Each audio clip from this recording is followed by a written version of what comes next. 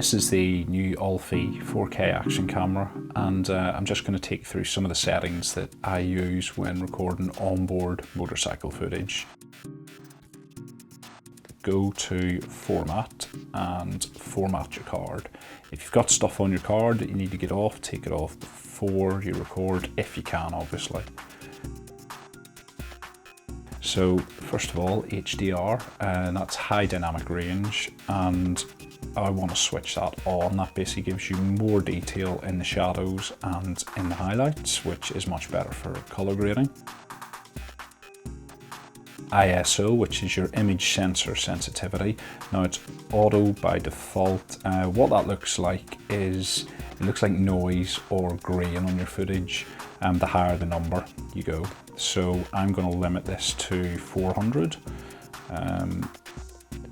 Sharpness. Now always sharpen in post. Never let a camera do your sharpening for you. If you don't know how to sharpen, look up how to sharpen in whatever editor you use, because it's really worth it. So I'm going to select low. That's the lowest sharpening available with the Olfi.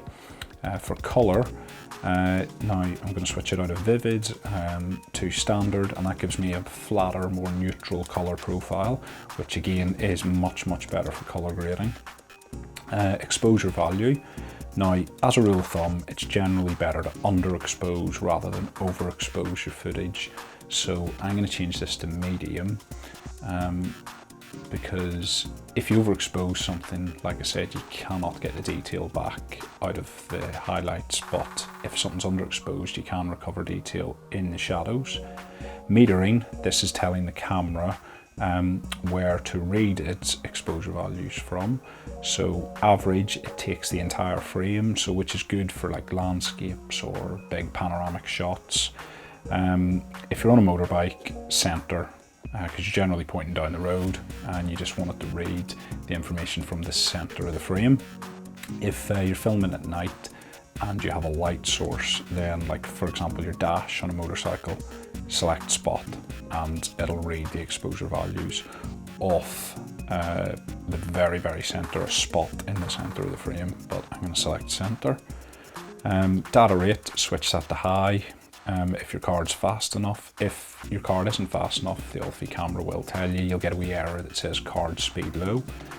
That gives you higher quality footage. Gyro. Now, I'm going to switch this on. It works like traditional image stabilization in that it will slightly crop into the frame and move the frame accordingly to deal with camera movement. Angle, wide. Again, I want a really wide field of view. This is 160 degrees. And then you then select size. Now, default is 1080p 60 frames per second, which is kind of standard at the minute. It's kind of standard YouTube, Vimeo, and 60 frames per second will deal with a lot of camera shake and movement on motorbikes or off-road bikes, mountain bikes.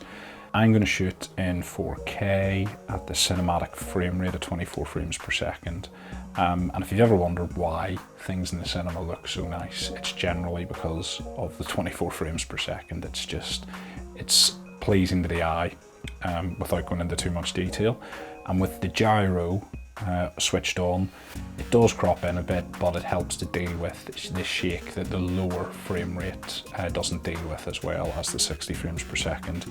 If you're having real issues with shake, then switch it to 2.5K, 30 frames per second, or you could just go for 1080p 60 frames per second. If you're matching footage from the Olfi with a lot of other cameras that only shoot 1080, then just use 1080. But one of the big benefits that I like from 4K is that I can crop into the frame. So when I look at the footage, if I haven't framed something perfectly, or there's only a bit of the image that I want to use, I can actually zoom in and not lose too much resolution compared to 1080. One other thing to point out, the audio from the Olfi is 32,000 Hertz mono. Make sure that you change your audio settings in your editor to reflect this, otherwise your audio will sound strange.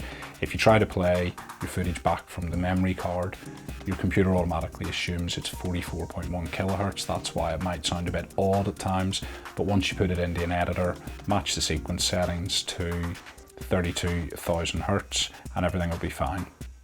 And that's it.